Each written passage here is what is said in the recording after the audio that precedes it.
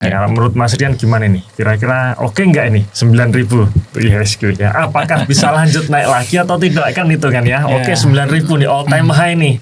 Ya. Terus gimana nih 2026 lanjut naik atau tidak? Untuk tahun 2026 menurut pandangan Mas Rian sektor mana nih yang kira-kira menarik nih? 4 sektor ya teman-teman ya yang dari kantor Mas Rian tadi ya. Dan juga mau dikasih sentimen itu di dua hal ini Mas Ros, sama di ekonomi secara keseluruhan. Jadi menurut saya di situ ya untuk tahun 2026 kalau misalkan ekonomi tahun 2026 benar-benar bisa pulih, daya beli bisa membaik, nah saham-saham yang masuk ke sektor itu pastinya juga akan sangat diuntungkan.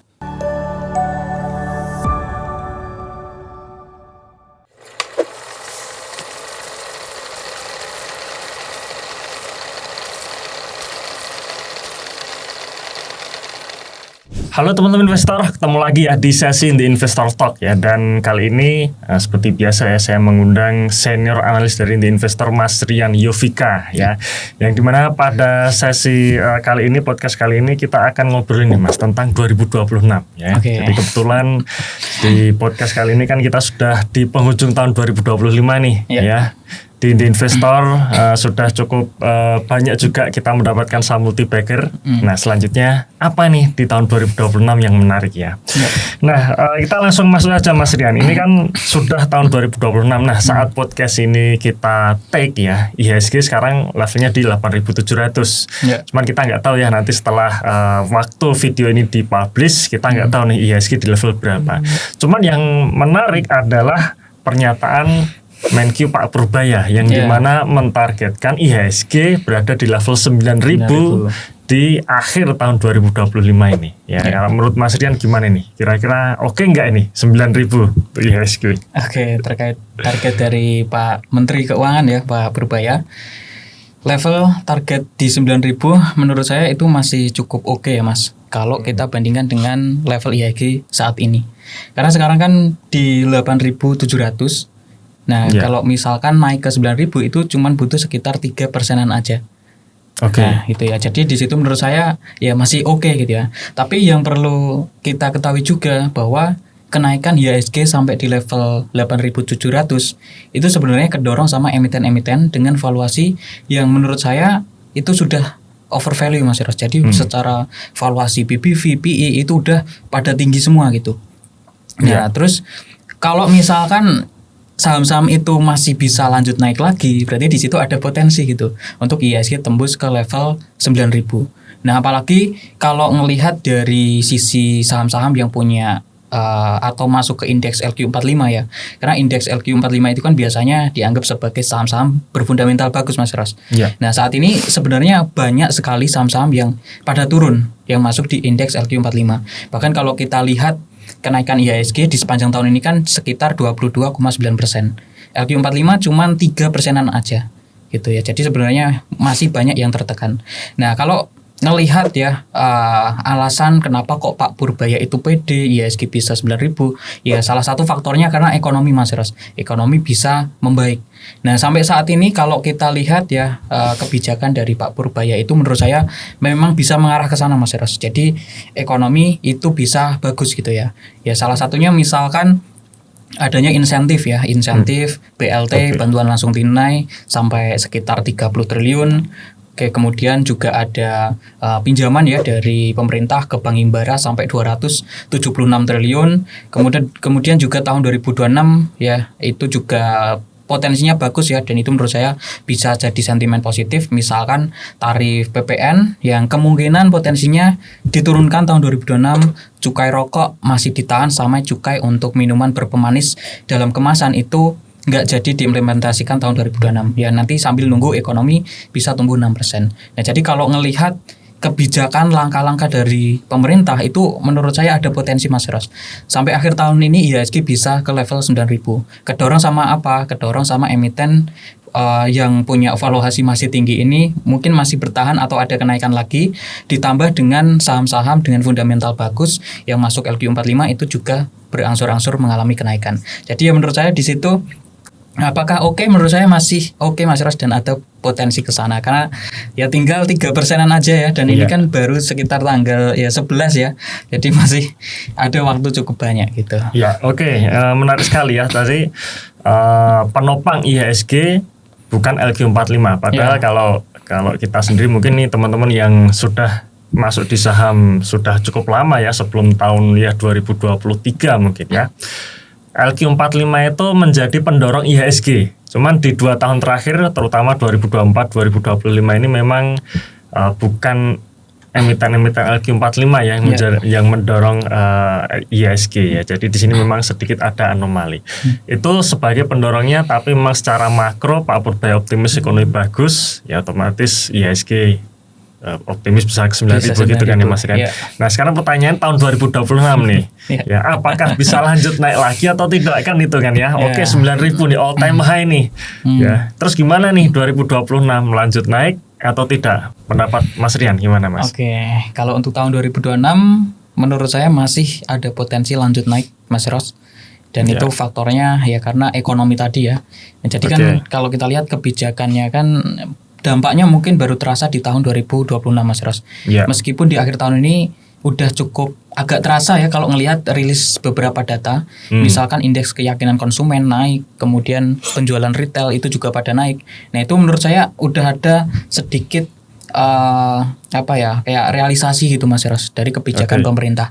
Nah kalau misalkan itu bisa berlanjut sampai tahun 2026, ya kebijakannya itu bisa tepat untuk meningkatkan daya beli, menurut saya IHSG masih bisa lanjut. Nah, cuman asalkan itu untuk saham-saham dengan valuasi yang udah tinggi itu nggak pada turun. Kalau misalkan itu pada turun ya mungkin IHSG di situ nggak naik tapi malah turun. Tapi kalau misalkan teman-teman yang belinya itu katakanlah saham-saham berfundamental bagus dan tahun 2026 ekonomi bagus, saham-saham LQ45 pada naik, kemudian saham-saham dengan valuasi harga saham udah tinggi itu pada jatuh, ya tetap bagus gitu ya ke kinerja portofolio. Kenapa ya? Karena saham dengan fundamental bagus itu mengalami kenaikan di tahun 2026. Nah, faktornya apa ya? Terdorong sama kebijakan-kebijakan dari pemerintah. Nah, itu harapannya di tahun 2026 bisa terjadi seperti itu Mas Eros. Jadi kalau menurut saya dengan kondisi saat ini masih bisa lanjut naik, tapi ya asalkan itu tadi valuasi harga saham itu untuk yang pada over value itu mungkin nggak jatuh gitu ya. Tapi kalau itu pada jatuh semua ya mungkin IHSG juga turun juga. Oke. Yang menarik dari pernyataan Mas Rian tadi itu mengenai portofolio tumbuh tadi ya. Apapun yang terjadi misalkan IHSG tahun depan harapannya lanjut naik, tapi kalau misalkan saham-saham yang bervaluasi super mahal ini jatuh, membuat IHSG jatuh, asal kita pegang saham yang benar dan akhirnya saham-saham yang bisa kita katakan under value yang berfundamental bagus ini naik, portofolio tetap tumbuh kan gitu kan ya. Ya jadi memang pada akhirnya teman-teman sekalian ya, selain kita melihat IHSG juga adalah kita perhatikan juga nih portofolio kita, apakah portofolio kita ini tumbuh atau tidak. Karena percuma IHSG tahun 2025 naik 20% tapi portofolio kita belum kemana-mana ya. Nah itu yang tidak kita harapkan gitu kan Mas Rian ya. Yang penting adalah bagaimana portofolio kita tumbuh kan gitu ya. Nah ngomong-ngomong kalau kita bicara mengenai portofolio, pasti kan kita harus pilih saham yang under value gitu kan ya. Nah ngomong-ngomong mengenai saham under value, ini kan biasanya kita harus pilih saham-saham ya kalau kita sebagai investor jangka panjang adalah saham-saham yang belum hype gitu kan ya. Saham-saham yang saat ini masih ditinggalkan, yang masih murah. Nah ketika nanti momentum itu datang ya. Dan saham yang kita pegang under value menjadi ramai kan pada akhirnya harganya akan naik. Nah ini kan juga berhubungan dengan sektor nih. Nah kira-kira sektor-sektor mana yang menarik? Misalkan kalau kita bicara mengenai tahun 2025 ya, kita dapat multi-bagger nih di investor ya dari Archie ya, sektor emas ya, karena memang tahun 2025 ini harga emasnya memang naik tinggi ya. Harga emas itu sendiri naik di atas 50%. Ya. Nah, sedangkan sektor yang lain kayaknya belum nih. Ya, yang lain belum nih. Nah, kira-kira untuk tahun 2026 menurut pandangan Mas Rian, sektor mana nih yang kira-kira menarik nih, Mas Rian? Oke, ya untuk sektor tahun 2026 itu pastinya terkait juga Mas Ros dengan kondisi ekonomi ya. Dan ya melihat kebijakan dari Pak Purbaya menurut saya itu sangat positif ya ke sektor-sektor yang terkait dengan ekonomi secara langsung. Yang pertama itu menurut saya ada perbankan, Mas Eros. Kemudian yang kedua itu bisa masuk ke retail, kemudian ada consumer goods.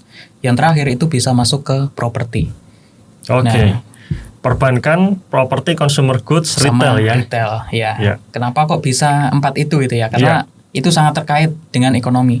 Kalau misalkan ekonomi tahun 2026 benar-benar bisa pulih, daya beli bisa membaik, nah saham-saham yang masuk ke sektor itu pastinya juga akan sangat diuntungkan. Ditambah juga ya tadi malam kan juga ada rilis suku bunga dari The Fed ya, dan itu juga dipangkas jadi 3,75%.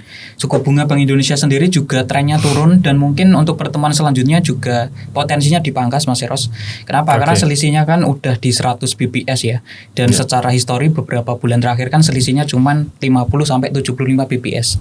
Jadi kalau misalkan suku bunga BI nanti juga dipangkas, itu bakalan positif ya ke ekonomi. Kenapa? Karena ketika suku bunga Bank Indonesia itu dipangkas, berarti kan di situ ada potensi dari masyarakat, UMKM, perusahaan itu pada melakukan pinjaman ke perbankan. Kenapa? Karena bunga kreditnya kan turun gitu ya, karena mengikuti suku bunga acuan. Nah kalau misalkan banyak nih masyarakat, perusahaan yang melakukan pinjaman, dipakai katakanlah perusahaan untuk ekspansi bisnis, butuh tenaga kerja untuk bisa melakukan pembangunan pabrik dan sebagainya, berarti di situ kan akan ada gaji baru yang mungkin sebelumnya orang-orang pada nganggur dan sebagainya. Nah kalau misalkan itu bisa terjadi, ya aliran dana di masyarakat itu bakalan bagus, dan itu bisa mendorong daya beli masyarakat tahun 2026 nanti. Nah itu ditambah juga dari kebijakan pemerintah tadi ya Mas Eros ya. Ya misalkan insentif, kemudian juga ada pinjaman ke Bank Himbara, ada juga tarif PPN mau diturunkan, cukai rokok masih ditahan, sama cukai MBDK belum diimplementasikan sampai ekonomi tumbuh 6% ke atas gitu ya. Jadi itu menurut saya ya Pak Purbaya ini benar-benar pengennya daya beli masyarakat itu pulih dulu, baru kebijakan terkait cukai, tarif itu baru dilaksanakan gitu. Nah terkait penjelasan dari kenapa kok 4 sektor ini menurut saya menarik gitu Mas Eros ya di tahun 2026. Ya perlu kita ketahui ya bahwa kenapa kok perbankan ini kinerja tahun 2025 pada turun. Nah faktornya kan sebenarnya 2 ya Mas Eros ya. Faktor utamanya 2, suku bunga tinggi sama ekonomi yang sedang kurang bagus. Gitu ya. Nah, kenapa kok suku bunga tinggi menjadi penyebab kinerja perbankan pada melemah, laba bersihnya turun? Ya karena perusahaan harus menanggung beban bunga yang lebih tinggi. Nah, jadi perbankan ini kan harus, atau kalau misalkan pengen dapat pendapatan, itu kan harus nyalurin pinjaman gitu ya. Nyalurin pinjaman kredit ke masyarakat. Nanti dapat bunga kredit dari masyarakat masuk ke pendapatan. Nah, cuman sebelum nyalurin nih pinjamannya ke masyarakat, itu kan butuh uang juga gitu Mas Eros perbankan. Nah, itu dari mana? Ya dari masyarakat yang lain yang pada naruh uangnya ke perbankan itu. Dan itu biasanya disebut sebagai simpanan dana pihak ketiga. Gitu. Nah, cuman kan kalau misalkan masyarakat mau naruh di perbankan, itu kan pasti harus ada imbal baliknya gitu ya. Nah, itu ada bunganya. Ya misalkan bunga simpanan dari giro, tabungan, dan juga deposito. Nah, ketika suku bunga ini tinggi, biasanya bunga deposito itu juga tinggi.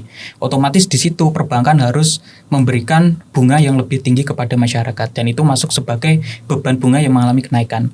Makanya ya margin bunga bersihnya perbankan pada melemah, salah satunya ya karena itu.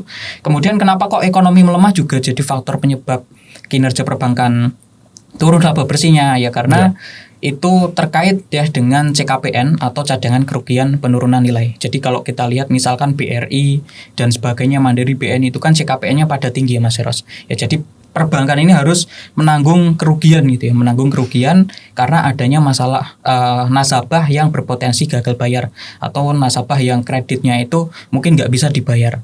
Nah, perbankan kan udah ngasih pinjaman gitu ya, oh ternyata malah nasabahnya nggak bisa bayar. Kenapa kok mereka nggak bisa bayar? Ya karena ekonominya sedang kurang bagus, mereka mungkin nggak dapat income, nggak dapat gaji, nggak dapat pemasukan. Ya mungkin karena ya perusahaannya lagi pada kurang bagus penjualannya secara umum, otomatis banyak terjadi PHK dan sebagainya. Nah jadi di situ perbankan melakukan cadangan kerugian ya karena udah kasih pinjaman ternyata nggak balik gitu ya. Jadi perusahaan harus nanggung rugi, otomatis di situ ya kinerja perbankan pada turun secara laba bersih. Nah kalau misalkan tahun 2026 suku bunga BI dalam tren yang turun, lanjut turun gitu ya, kemudian ekonomi pulih, daya beli masyarakat pulih, ya berarti kan di situ ada potensi kinerja perbankan tahun 2026 itu mengalami rebound. Ya. Gitu. Nah, itu untuk sektor perbankan gitu ya. Jadi sektor perbankan menurut saya sangat diuntungkan untuk tahun 2026. Cuman ya pastinya harus melihat juga gimana nanti ekonomi di Indonesia ini. Oke. Kemudian yang kedua, mungkin kita bisa masuk ke retail ya. Retail sama consumer good mungkin secara sentimen atau secara kejadian kok bisa kena dampak positif, menurut saya hampir sama Mas Eros ya. Jadi kalau retail sama consumer good itu kan pastinya juga butuh dana ya. Misalkan mau bangun gerai baru untuk mengisi persediaan dan sebagainya. Nah, kalau misalkan pengen nambah gerai baru, nambah toko baru, itu kan butuh dana. Nah, kalau misalkan dananya ini katakanlah bayar bunga kredit ke perbankan jadi lebih ringan, otomatis di situ kan banyak nih perusahaan-perusahaan retail, consumer good itu yang pengen melakukan pinjaman Mas Eros. Terus gerainya juga bisa bertumbuh. Nah, kalau misalkan itu terjadi kan bagus gitu ya. Di situ berarti perusahaan melakukan ekspansi. Karena ya beban keuangan yang harus ditanggung itu jauh menjadi lebih rendah gitu. Ya, apalagi beban keuangan ini kan juga masuk ke laporan laba rugi dan itu menggerus laba bersih gitu ya. Oke, kemudian ya itu tadi ya, kalau misalkan daya belinya pulih, ya ekonominya juga membaik, ada insentif, otomatis perusahaan-perusahaan retail, perusahaan consumer good itu kalau mau jual produknya itu jauh lebih mudah Mas Eros. Karena ya sebelumnya masyarakat mungkin kalau mau beli gitu ya, mau beli katakanlah ke Alfamart, ke Indomaret gitu ya, mikir dulu gitu ya. Wah, daripada beli makanan ini, beli minuman itu mending tak beliin kebutuhan dulu aja gitu ya. Nah, tapi kalau misalkan ekonominya udah pulih, ya ini kebutuhannya udah tercukupi, masih ada uang sisa nih. Nah, itu kan bisa dibeli produk-produk dari perusahaan yang jual di retail ataupun di consumer good. Nah, jadi menurut saya itu Mas Eros ya, untuk yang retail, consumer good itu pasti sangat diuntungkan ketika ekonomi pulih. Dan ya itu seperti yang saya bilang tadi ya, bahwa di bulan November itu indeks keyakinan konsumen di Indonesia itu udah berangsur pulih Mas Eros, itu di 124 poin. Sebelumnya di September itu turun di 115 poin dan itu menjadi level terendah sejak tahun 2022. Makanya mungkin kemarin banyak saham-saham retail yang pada turun, ya itu menurut saya potensinya karena itu. Kemudian kalau penjualan retail itu di bulan Oktober udah pulih, udah ada kenaikan di 4,3%. Padahal konsensus pasar itu cuma di 4% aja. Jadi menurut saya itu menarik gitu ya, berarti memang kebijakan pemerintah itu sudah direspon juga dari masyarakat. Oke, kemudian yang terakhir itu ke sektor properti. Nah, sektor properti ini kenapa kok bisa diuntungkan? Ya karena bunga KPR itu juga bisa jadi lebih rendah Mas Eros. Nah, jadi ketika ekonominya udah pulih nih, daya belinya udah pulih, berarti kan kalau misalkan kita mau KPR, kita mau beli rumah itu kan berarti kayak nggak ada beban itu Mas Eros. Ya karena secara kebutuhan mereka sudah tercukupi. Nah, jadi ketika hal itu terjadi berarti ya sektor properti pastinya akan sangat diuntungkan. Begitu juga dengan developernya gitu ya, atau misalkan perusahaan properti. Karena kan di situ pasti juga butuh pendanaan ya Mas Ros. Misalkan ya pinjam ke perbankan, ya dengan bunga kredit yang lebih rendah mereka jadi lebih bersemangat gitu ya, atau mau ekspansi itu jadi lebih oke, karena secara beban keuangan kan nggak terlalu besar seperti sebelumnya. Nah, jadi menurut saya beberapa sektor itu menarik Mas Eros ya, dan itu ya kalau ekonomi beneran bisa membaik tahun depan itu ya 4 sektor itu sangat bagus. 4 sektor ya teman-teman ya, yang dari kantor Mas Rian tadi ya, perbankan, retail, consumer goods dan juga properti. Nah itu kan mengenai kondisi domestik ya Mas Rian ya. Kalau pandangan Mas Rian tentang ekonomi global sendiri gimana Mas? Oke, kalau untuk ekonomi global ya kemungkinan ada potensi membaik juga Mas Eros ya untuk tahun 2026. Ya harapannya seperti itu ya. Itu utamanya dari Amerika Serikat. Itu kan juga untuk suku bunga The Fed udah dalam tren yang turun ya. Dan itu kan juga alasan kenapa diturunkan ya karena beberapa data ekonominya kan kurang bagus ya. Misalkan tingkat pengangguran ada kenaikan dan lain sebagainya. Jadi dipangkas ya biar ekonomi bisa pulih, berangsur-angsur pulih. Dan sekarang kan udah di 3,75% ya. Mungkin tahun depan bisa di 3,25% atau mungkin di 3%. Dan kalau misalkan terjadi itu bakalan bagus. Oke, kemudian kalau untuk negara yang lain ya, karena Amerika Serikat ini kan ekonomi terbesar di dunia ya Mas Eros. Nah kemudian kalau untuk negara lain misalkan Cina, nah Cina ini kan sebagai mitra dagang terbesar Indonesia gitu ya. Itu kalau kita lihat data dari Kemendak ya, Kementerian Perdagangan, bahwa perdagangan Indonesia dengan Cina itu sekitar 28% Mas Eros dari total perdagangan Indonesia. Dan di tahun atau di akhir tahun ini itu ada rencana pemerintah dari Cina itu memberikan stimulus ekonomi, insentif gitu dan sebagainya. Nah, dan itu harapannya bisa memperbaiki dari sisi ekonomi dan juga sektor properti. Jadi yang mau dikasih sentimen itu di dua hal ini Mas Ros, properti sama di ya ekonomi secara keseluruhan. Jadi menurut saya di situ ya untuk tahun 2026 mungkin ada potensi ya bisa membaik gitu ya, apalagi perang dagang mungkin juga udah melunak gitu ya, dan harapannya ya itu bisa beneran terjadi ya di tahun 2026 ekonomi secara global bisa membaik. Ya. Seperti itu Mas. Oke, jadi kita sebenarnya optimis sebenarnya Mas Rian ya tentang prospek 2026. Ekonomi global membaik, kemudian domestik pun juga membaik. Harapannya seperti itu. Dan kalau misalkan dua hal ini membaik, otomatis ya biasanya saham-saham di dalam negeri ya maupun di luar negeri pun juga akan bagus ya. Termasuk juga di saham-saham di Indonesia ya, karena memang kita mayoritas pegang saham-saham dalam negeri gitu kan ya. Oke, nah terakhir nih Mas Rian ya, tadi sudah ngomongin nih kira-kira sektor yang menarik untuk tahun 2026. Yang tadi Mas Rian sebutkan memang di tahun 2025 ini 4 sektor tersebut kayaknya belum kemana-mana ya tahun ini ya. Nah harapannya tahun 2026 itu bisa manggung seperti itu ya. Nah kira-kira saham-saham yang ada di 4 sektor tersebut ya kira-kira bisa kita jadikan watchlist sama apa aja nih Mas Rian nih? Oke, ya itu sebenarnya ini ya Mas Ros ya, untuk 4 sektor ini tuh sebenarnya nggak kemana-mana Mas Ros, tapi malah turun. Jadi nggak stagnan tapi malah turunnya itu pada lumayan banyak Mas Ros. Dan itu yang saya ambil itu beberapa saham-saham yang dia secara fundamental, secara bisnis itu menurut saya cukup kuat. Misalkan kalau dari perbankan ya ada BCA gitu ya, BRI, Mandiri, BNI itu kan harga saham sepanjang tahun ini tuh pada turun Mas Ros. Nah, cuman ya untuk beberapa perbankan itu memang ya secara fundamental pastinya oke ya, fundamental intinya itu bagus. Meskipun secara laba bersih memang pada turun. Ya contoh yang lain mungkin juga ada BRIS. Nah, BRIS itu sebenarnya fundamental kan masih oke ya, dan harga sahamnya sekarang kan di 2.300. Ya, mungkin masih ada potensi naik gitu ya. Cuman ya ini bukan promosi ya, bukan rekomendasi saham, tapi menurut saya perbankan ini cukup menarik Mas Ros. Karena secara fundamental oke, secara dividen BRI, Mandiri, BNI itu kan juga di atas 7%-an ya dividen yieldnya. Jadi itu menurut saya cukup menarik. Kemudian kalau untuk retail ya, retail ini sebenarnya cukup banyak juga saham-sahamnya. Tapi ya mungkin teman-teman juga bisa lihat ya, misalkan kayak ada Alfamart, kemudian Alfamidi, kemudian ada juga MAPI, Aces, ya MAPA dan sebagainya. Nah itu menurut saya cukup menarik juga ya, secara fundamental cukup oke, dan secara harga saham itu juga pada turun Mas Ros, sepanjang tahun itu masih pada turun. Nah jadi kalau misalkan beneran nih tahun 2026 itu bisa membaik, ya itu ada potensi harga sahamnya lanjut naik lagi gitu ya. Kemudian kalau untuk consumer good ya contohnya ada seperti Ultra Jaya gitu ya, kemudian ada Sido muncul dan lain sebagainya. Kalau Sido muncul ini kan secara sekilas kinerjanya juga oke ya, sampai di Q3 di sepanjang 9 bulan itu ada kenaikan laba bersih, tapi harga sahamnya malah turun gitu Mas Ros ya. Jadi di situ sebenarnya cukup menarik juga. Secara dividen juga lumayan sekitar 7%-an. Kemudian kalau untuk yang properti ini juga banyak dan harga sahamnya pun juga pada turun ya. Misalkan BSDE, SMRA, DILD, kemudian juga ada CTRA itu juga pada turun Mas Ros.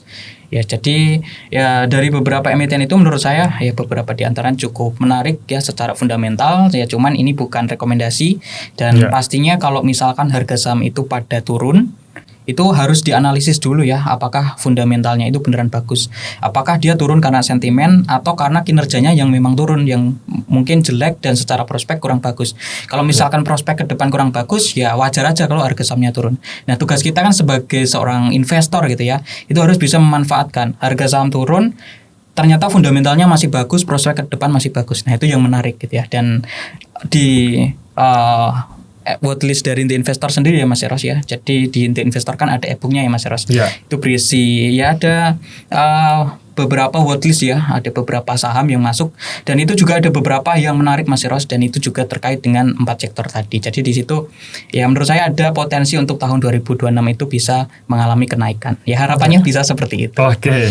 Thank you Mas Rian, ini menarik sekali ya. Jadi sekali lagi apa yang kita obrolkan ini hanya sebatas insight ya teman-teman ya. Jadi bukan rekomendasi ya. Jadi silahkan nanti saham-saham yang disebutkan Mas Rian tadi pun kita watchlist kan gitu ya. Kita masukkan watchlist, tapi sekali lagi dalam kita mengambil keputusan entah itu beli atau jual tetap harus berdasarkan analisa, terutama analisa yang mendalam tentang emitennya. Apakah emiten tersebut memang layak kita beli untuk kita hold jangka panjang atau tidak ya. Oke, mungkin sampai di sini dulu kali ya Mas Rian untuk podcast kita kali ini ya. Terima kasih teman-teman sekalian. Kita ketemu di Investor Talk selanjutnya dan sampai jumpa.